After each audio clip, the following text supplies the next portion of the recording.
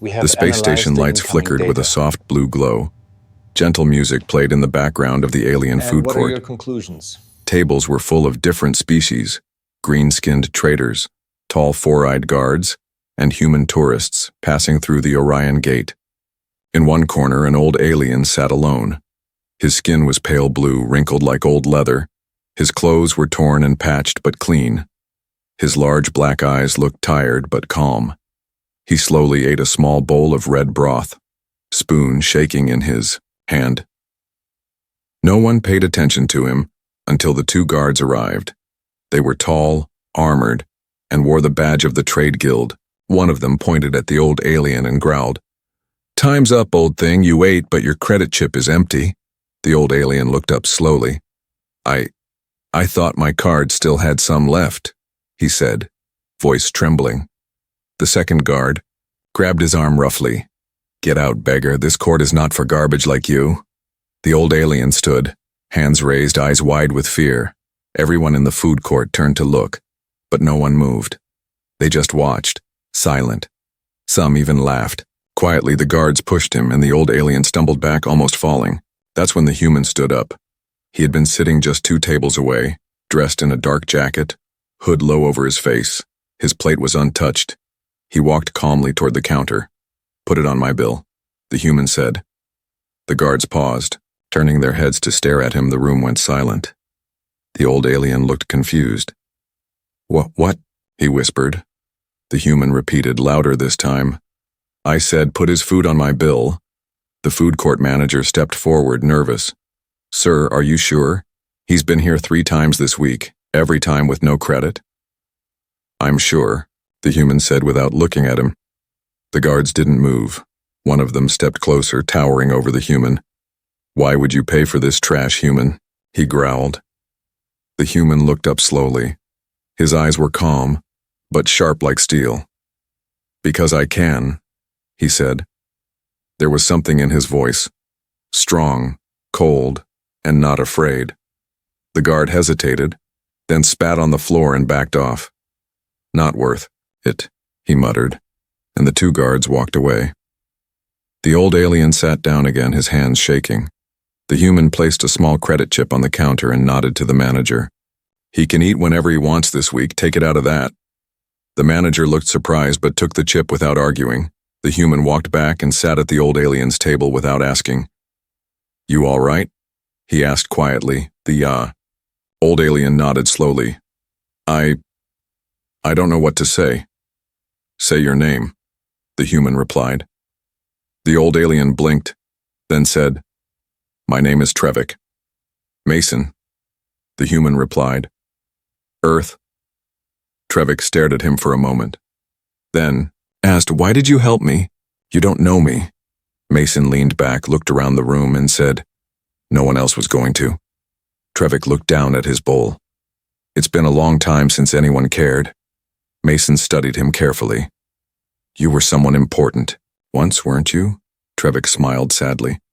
"I built engines, long ago, before everything changed." Mason raised an eyebrow. "Engines? What kind?" "The kind that saved lives during the war," Trevik whispered. "But when peace came, they threw me away." Mason looked around again, noticed a small hovering drone in the corner. It was pretending to clean, but its lens was pointed at them. "Someone's watching," he said quietly. Trevik didn't look up. "They always watch but never help." Mason leaned forward. "Maybe it's time someone did." Just then, a loud laugh came from another table. A group of alien merchants were watching them and mocking softly. "Look, the Earthman loves charity," one said. Mason didn't react. He kept his eyes on Trevik. "I'm leaving this station soon," he said. "But I think your story isn't finished yet." Trevik frowned, confused. "What do you mean?" Mason smiled slightly. "I mean, maybe we can fix more than just your dinner bill." Trevik stared at him, unsure what to say. Above them, the drone's lens clicked softly, then flew away.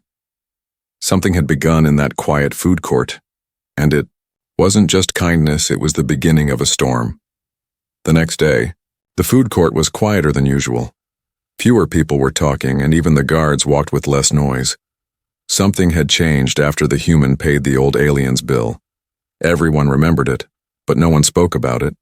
Trevik sat at the same table again, his bowl of broth steamed gently in front of him.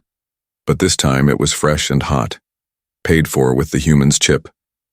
He ate slowly, still not used to kindness. Then Mason returned.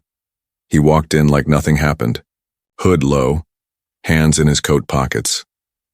A few aliens looked at him, then quickly looked away. The guards at the far corner didn't move. Trevik raised his hand and waved. "You came back," he said, surprised. Mason sat down without a word. "Did anyone bother you since yesterday?" he asked. Trevik shook his head. "No. They avoided me now, like I have a disease." "Good," Mason replied. "Fear is useful." Trevik looked into Mason's eyes. "But why? Why did you help me? You're not from this sector. You could have walked away." Mason didn't answer right away. He leaned back and looked up at the glowing lights above. "You ever hear of the Polaris War?" he asked. Trevik nodded slowly. "Everyone has. It ended many cycles ago." "My father died in that war," Mason said softly. "His ship was pulled out of a plasma storm by an unknown rescue cruiser. No markings, no call signs, just engines. That worked like magic." Trevik froze, his spoon midair. "That was my design," he whispered. Mason nodded. "I thought so. Found your name in the old rescue reports. That's why I helped you."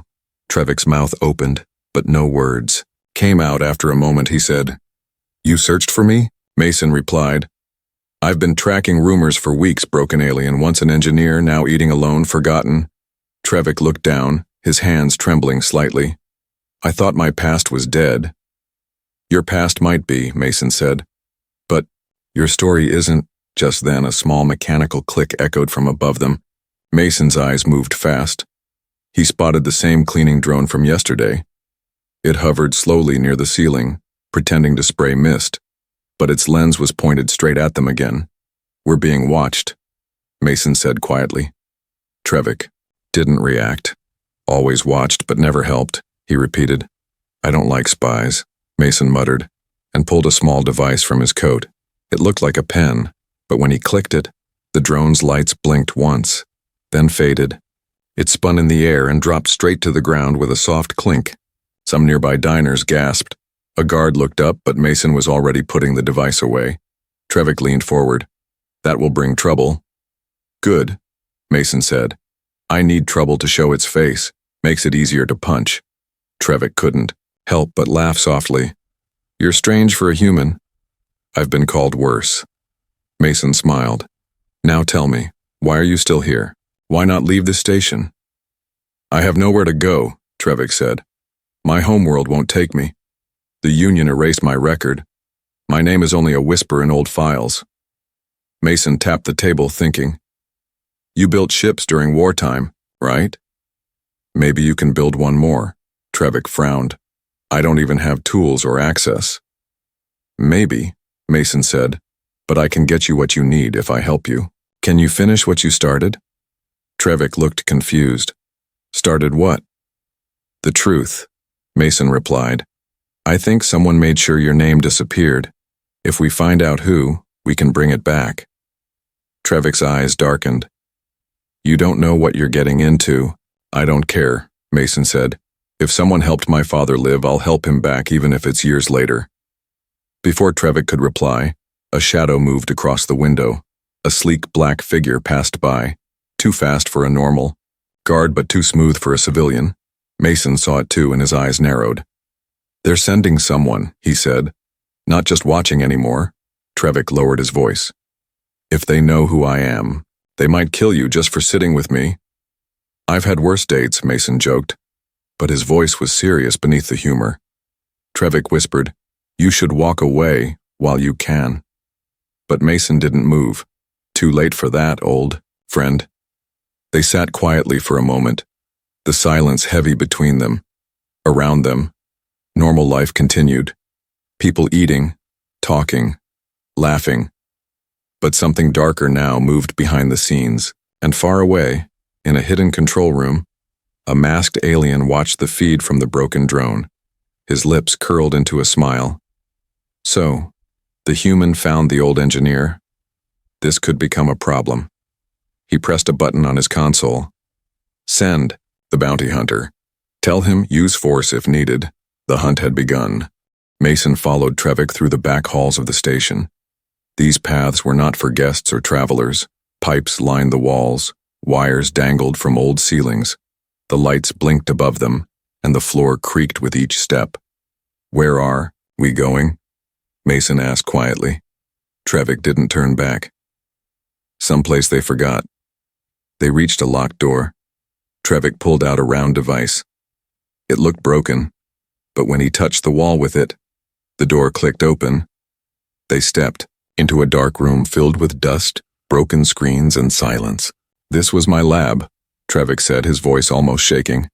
Before everything fell apart, Mason looked around. There were old drawings on the walls, sketches of ship engines, hypercore systems, blueprints that looked too advanced for their time. You built all this here? Mason asked. Trevik nodded. I helped the Union win battles no one speaks of now. My engines saved lives. My ships could outrun death. He sat down on an old chair, coughing lightly from the dust. But after the final treaty, they didn't want heroes. They wanted silence. Mason leaned against a wall. What happened? Trevik stared at nothing, eyes lost in memory. They said I leaked tech to the enemy. They blamed me for the deaths of 400 colonists. The truth? I refused to sell my designs to a rich house that wanted them for private warships. He looked up at Mason. So they framed me, called me a traitor, stripped my license, erased my name. Mason didn't speak. He felt the weight of those words. The silence between them was louder than anything. Trevik looked away. You still want to help me now? I want justice, Mason said. And I think you do too. Trevik smiled bitterly. Justice is expensive. Good thing I saved up, Mason replied. They both laughed softly, but the moment didn't last long. A loud thud echoed from the hallway. Both men stood up fast. They're here, Mason said, drawing a small silver blade from his coat. Trevik whispered, There's another exit. They rushed out the back of the lab and into a cargo corridor. Trevik moved with surprising speed. He still remembered every corner of the station. Even after all this time, behind them footsteps followed. Heavy, steady, not guards, bounty hunter, Trevik muttered. They sent Ruxer. Mason didn't ask who that was. The name alone sounded dangerous. They reached a lift and slammed the panel. It didn't move. Power's dead, Trevik said, panicked. Mason looked at a service hatch, then at Trevik. Can you fit in there? Trevik looked unsure. Barely. Try, Mason said, pulling it open. I'll hold him off. Trevik shook his head. No, we both go. I've crawled through worse. They squeezed into the narrow passage just as Ruxor appeared at the end of the hall. He was huge. Metal armor, glowing red eyes, and a plasma cannon on his shoulder. A blast hit the lift door just behind them, making the metal shake. The two men crawled through the tight pipe in silence. Only the sounds of sirens and burning metal behind them. Finally, they dropped into a storage room, lights flickering above. Mason brushed off the dust. That was close, Trevik laughed. Just like the old war tunnels. Mason checked a nearby terminal. This place has access to the lower docks. We can disappear from here. Trevik sat down again, breathing hard. You risked your life back there. Again. Why? Mason sat across from him. Because my father's final words were about the ship that saved him. He told me to find the engineer. Say thank you. I've been carrying those words since I was 10. Trevik's eyes watered. I thought no one remembered. I do, Mason said. And maybe others will too once we bring out the truth. Trevik looked at him carefully. There's a prototype. One last ship I built. They thought it was destroyed. I hid it in the maintenance graveyard. You think it still works? Mason asked. Trevik smiled. If no one touched it, yes, it's old. but it flies better than anything in the Union. Then, let's get it, Mason said. Far above them in the control room, Ruxer stood in front of the masked figure again. They escaped, he said with a deep growl. The figure didn't seem angry. No matter, he said. Let them run, they'll lead us to what we really want. He turned to the screen, where Mason and Trevik appeared in fuzzy security footage walking toward the unknown. We'll let them believe they're winning, the figure whispered. Until it's too late. The station's lights dimmed as Mason walked through the central corridor. His steps were steady, but his eyes moved fast, scanning every shadow, every movement behind reflective glass walls. It had been 3 hours since Trevik and he escaped the bounty hunter. They had agreed to separate for a while. Trevik would hide near the engine graveyard, and Mason would try to find supplies, food, tools, and an exit route, but something felt wrong. The food court was quieter than before. The tables were full, but no one laughed.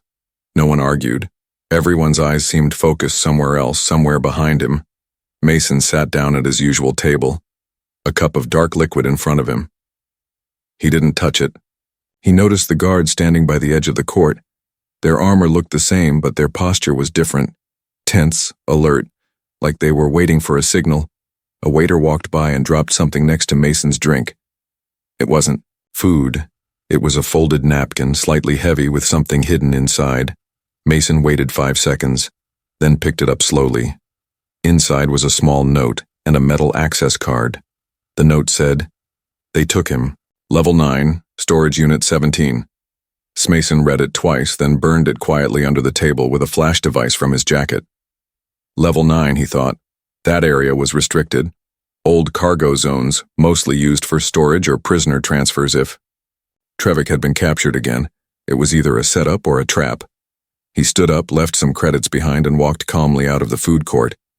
But as he stepped into the lift, he whispered to himself, "Let's see who's waiting in the..." Dark, the doors closed when he reached level 9. The hallway lights flickered like broken stars. The air smelled like rust and old energy cells. Crates were stacked along the sides. Silent and cold, Mason didn't speak, didn't breathe too loud.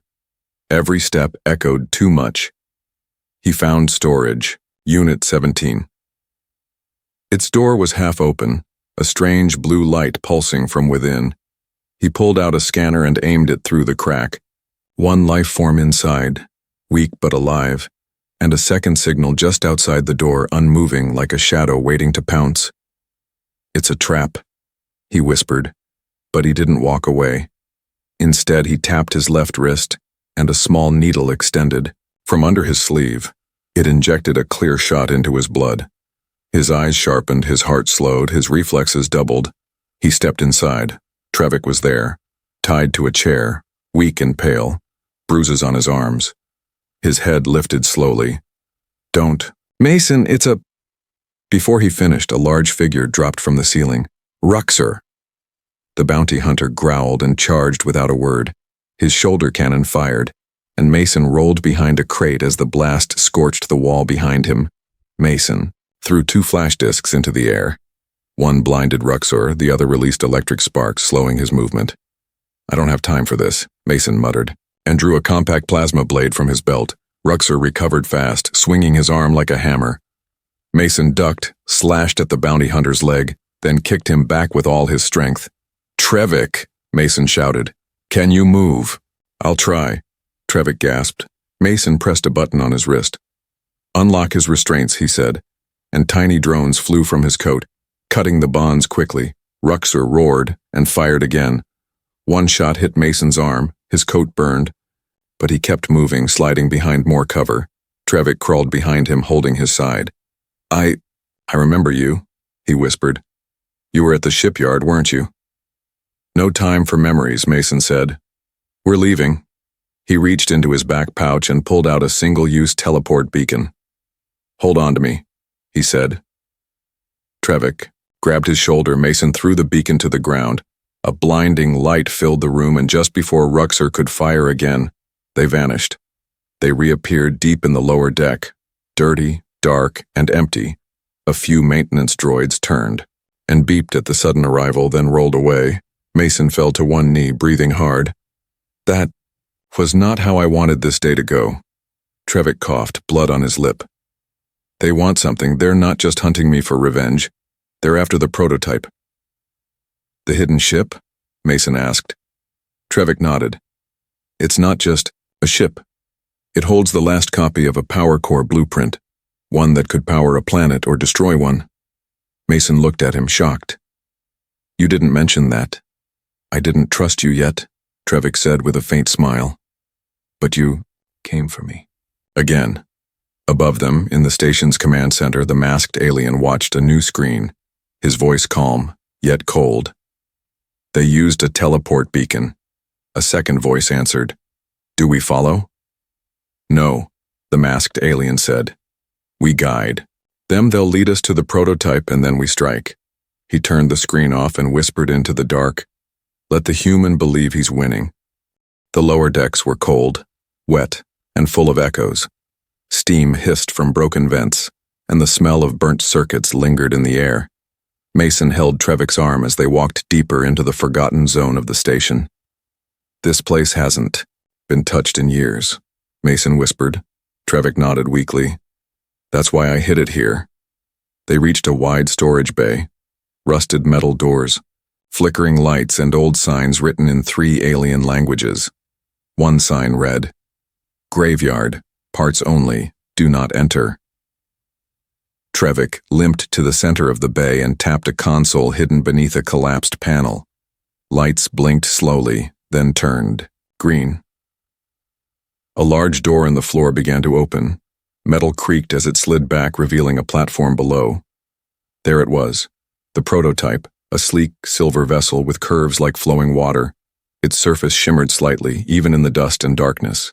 Engines tucked beneath its wings and a glowing core at its heart, silent and waiting. You built that alone? Mason asked, amazed. Trevik smiled, tired but proud. Over many years, one piece at a time, some parts were from old warships. Some I built myself. Mason stepped closer, looking around. We need fuel, nav chips, and at least one clean launch. Lane, Trevik sat down on the edge of the platform, breathing hard. We also need time. But time was already gone. A loud metallic stomp echoed above them. Mason turned fast. His eyes narrowed. They're here, he said.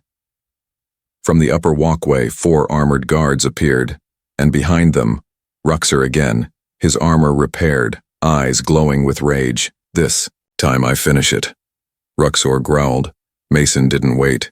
He pulled Trevik behind the prototype and tossed a smoke charge across the room. White clouds spread fast, blocking sight. The guards fired blindly, but Mason moved like lightning. He dropped, one with a blade to the leg, stunned another with a wrist dart. Then Ruxor charged through the smoke like a bull. Cannon arm glowing red. Mason rolled, grabbed a pipe from the floor and smashed it into Ruxor's chest plate. It cracked but didn't stop him. Trevik crawled to the ship's access panel. His fingers shook as he typed codes into the screen. Just a little more, he whispered. Come on, old friend, wake up. Ruxor grabbed Mason and threw him across the bay. Mason hit a crate and dropped hard, groaning. You're just a human. Ruxor spat. Why do you protect that fossil? Mason stood slowly, blood on his lip. Because he saved thousands. He's a traitor, Ruxor snapped. He stole power from the Union. He protected it from people like you, Mason shouted. Then threw a flash mine. It exploded near. Ruxor's face, sparks flying. For a second the bounty hunter was blind. Trevik yelled, Mason, it's ready. The prototype's core glowed blue, a soft hum filling the air. Mason ran, grabbed Trevik and helped him into the ship. Ruxor fired one last shot. It hit the wing, damaging it slightly, but not enough to stop them. Inside the cockpit, Mason dropped into the pilot's seat. I've never flown a ship like this. You don't fly it, Trevik said with a faint smile. You feel it. The controls lit up, sensing Mason's touch. The ship rose gently off the floor, rotating toward the storage bay door. Hold. On, Mason said. As the ship shot forward, Ruxor fired again. This time the blast clipped the engine housing. A warning alarm screamed inside the cockpit. We lost one thruster, Mason said, struggling with the controls. Trevik reached over, bypassing a safety system. Reroute power through the auxiliary core, trust me. Mason did. The ship jerked once, then stabilized, behind them. Ruxer screamed in rage as the ship blasted through the hangar doors, cutting. Into open black space they were out. But not safe. Multiple red dots appeared on the radar. Mason cursed. 3 Union patrol ships. Closing fast. Trevik gritted his teeth. They were waiting. We can't outrun them, Mason said. Not with damage. Trevik's hands flew across the console. Yes, we can. Not with speed, but with knowledge. He tapped in an old code. The ship's side opened slightly, revealing a full jump drive, an experimental piece Trevik had hidden for years. This was banned, Mason said. And that's why they want me dead, Trevik replied. Let's use it then, Mason said, grinning. He locked the coordinates. The stars outside stretched as the ship's core vibrated with energy. The Union ships fired, but the blasts missed. In one blink, the prototype vanished. In the silence left behind, Ruxer stood in the damaged bay, breathing heavy, sparks flying. From his armor, he looked up at the ceiling, growling. They escaped again. In the control tower, the masked alien slammed a fist against the table. He activated the full jump.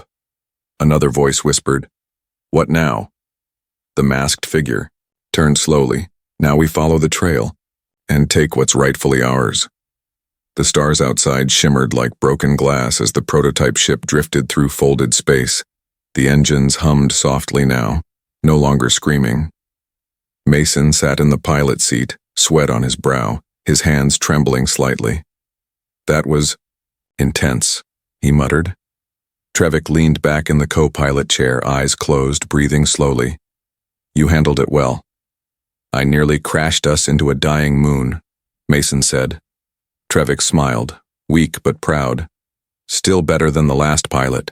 I trained. The ship moved through a thin corridor of folded space invisible to most scanners. Trevik had programmed it years ago. An escape path that only he remembered. Where are we going? Mason asked. Trevik opened his eyes. To a place I swore never to return. The old Union engine room, where the first core was born. Mason frowned. I thought it was destroyed. Trevik nodded slowly. That's what they said. But they only buried it. Deep beneath a ghost station called Arcanus 9. Mason checked the nav screen. No one's been there in over a decade. Exactly, Trevik said. That's where I hid the real secret. They flew in silence for a while, stars bending and twisting outside the window like waves in a dark ocean. Finally, Arcanus 9 appeared. It was a floating grave, massive, broken, and silent. Pieces of metal drifted around it like bones. Its lights were dead, but its heart was not. As they landed inside a hidden docking bay, Mason whispered, It feels like a tomb. It is, Trevik replied. A tomb full of truth. They stepped out of the ship, flashlights in hand. Their boots echoed across the empty hangar. Everything was covered in dust, but no signs of life. Trevik led the way, his steps shaky but certain. He moved past locked doors, broken panels, and old Union flags torn by time. Finally, they reached a sealed vault. Trevik placed his hand on the scanner. It beeped once, then unlocked. A heavy door opened with a deep hiss. Inside was a chamber full of machines, tall cores, glowing wires, and a circular console at the center. The air smelled of oil and power. This is where it began, Trevik said, voice filled with emotion. I built the first energy core here, one that could power 5 cities with a drop of light. Mason walked around the console, eyes wide. And this is what they wanted to steal from you? Trevik nodded. The Union didn't want to share power. They wanted to control it, and I refused. He touched a panel, and a hologram lit up. Images of early designs, names of lost engineers and data logs. Mason stared as one file showed footage of Union officials arguing, one of them saying, If he won't sell, we'll make him disappear. You have proof, Mason whispered. Real proof. Trevik looked at him. That's why they hunted me, not for revenge, but to stop this from reaching the stars. Mason pulled out a data chip from his pocket. We upload this to the galactic network, everyone will know. Trevik hesitated. It's not enough to show the truth, we need to survive it too. Mason nodded. Then we find a safe port. Somewhere far, somewhere loud, where the Union can't silence us. Just then the console beeped 3 times, a red signal flashed. Incoming ships, Mason said, checking the scanner. 3, no, 4 signatures, fast ones. Trevik's face went pale. They tracked us here. Mason ran to the panel. We need to defend the station. No, Trevik said quickly. We need to awaken the station. He ran to the core and slammed. His hand on a switch, lights burst to life around the engine room. Old generators began to hum and the walls shook slightly. I built fail-safes, Trevik said. If the core detects threat signatures, it activates defense drones.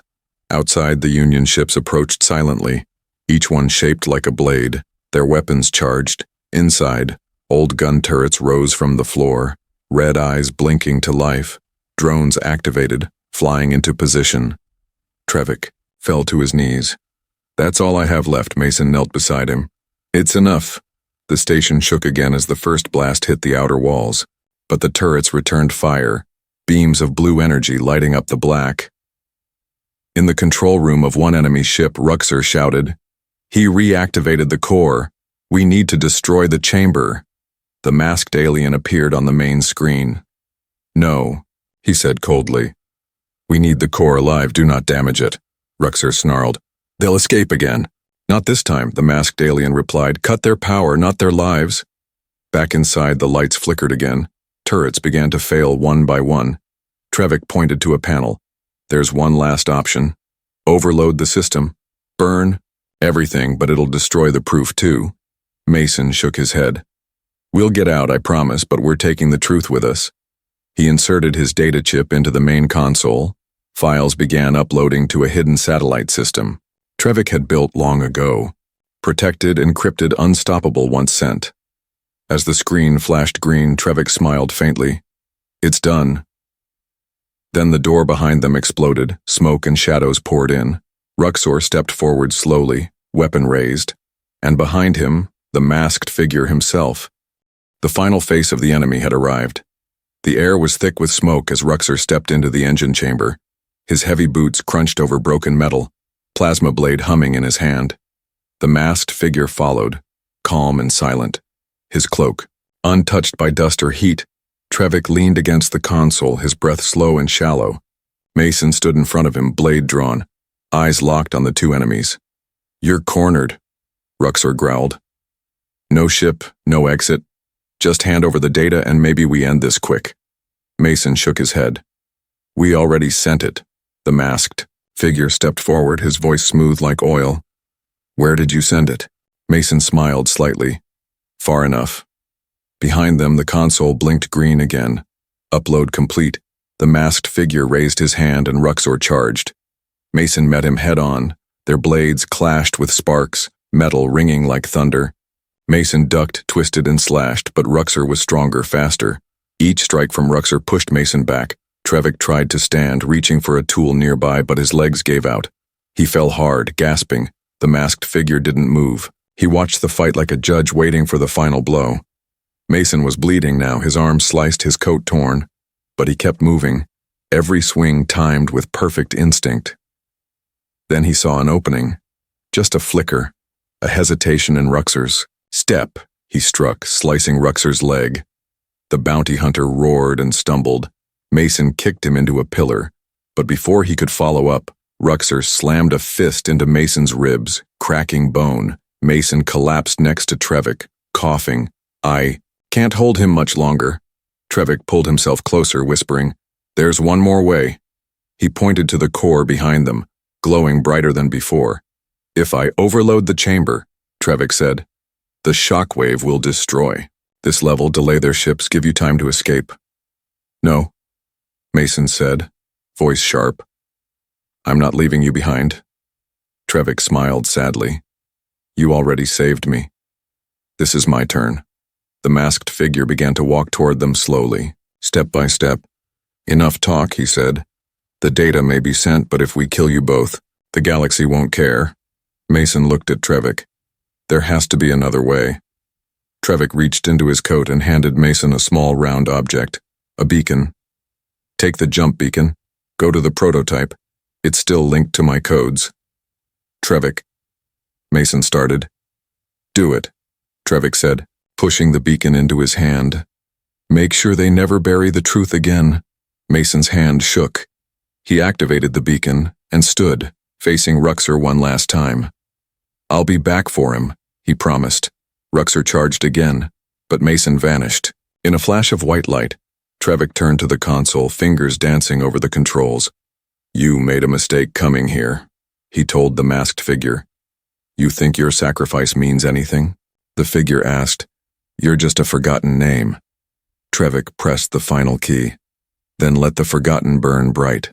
The core screamed as energy surged through it. Lights exploded, the walls cracked. A wave of raw power filled the room. Outside, the prototype ship powered on. Lights blinking, engines spinning, Mason reappeared in the cockpit. Coughing, blood still on his shirt. He slammed the throttle forward. Come on, old ship, don't quit now. Behind him, the station trembled. Windows shattered, explosions blooming like fireflowers. The prototype soared through the hangar, past burning debris and falling drones. Just as the station's core exploded, the ship escaped into the black void of space. Silence followed. Then a voice came through the cockpit speaker. Automated. Mechanical but calm. Satellite upload complete. Data protected. Trevik's files archived and distributed. Mason slumped into the seat, closing his eyes. You did it, old man. On planets far away, screens lit up, networks interrupted by a message. This is the story of a man erased by power and the truth he died to protect. Images followed. Trevik's designs, his trial, the officials who framed him, the engine that changed everything. People watched, and for once, they listened. The Union Council scrambled to deny it, but it was too late. Protests broke out. Engineers and veterans came forward. Others who had been silenced began to speak. In time, statues were built, not for generals, but for engineers, and at the base of one statue on Earth, a man stood quietly, his hand on the stone nameplate Trevik, inventor, survivor. Hero Mason stood there for a long time, the wind cold on his face. He didn't speak, didn't cry. He just nodded. Once, a voice beside him said, You knew him? Mason replied, He paid my father's debt, I paid his. The stranger asked, And now? Mason turned to walk away. Now I make sure the next one doesn't pay alone.